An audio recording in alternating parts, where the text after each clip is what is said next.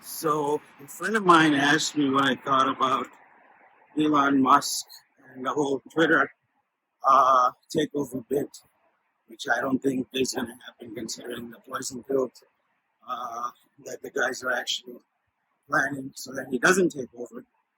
But it got me thinking, Elon Musk is a smart businessman at the end of the day.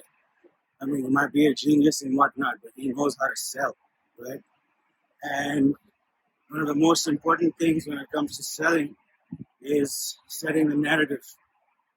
What better way to do that by owning your own media houses? You know, Amazon did it with, well, Jeff Bezos did it with the Washington Post. Uh, so it's nothing new. You know, the, your decisions and your want to purchase things, whatnot, is definitely governed by marketing and mass media. So it only makes perfect sense considering all the industries that he has been trying to disrupt. Automobile, solar energy, SpaceX, everything, everything he's touched has basically been disrupted. And now, when we're talking about Starlink and some of the other projects that he's working on, I think it's very important for him to be also to control that narrative. And hence Twitter, people actually fail to realize uh, how popular Twitter still is. There were a lot of people who voted off, thinking that it's not going to do anything. But you know, it's still very polarizing.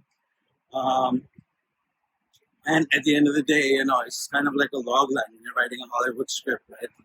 If you're not able to explain what is it, like what the movie is all about, you're not going to be able to sell your movie. So it's kind of the same thing where he is probably going to end up using it to control his narrative. I have no doubt he's going to come out with some great ideas for how to make it better.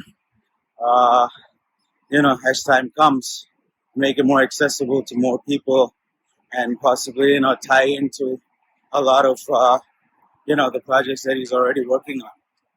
But if you ask me, I think the bare minimum is for him to control mass media and to control the narrative, because right now, yes, he's active on Twitter, yes, he's active on other social media, um, but then a lot of the effect of what happens is based on you know uh, other people's responses to what he posts.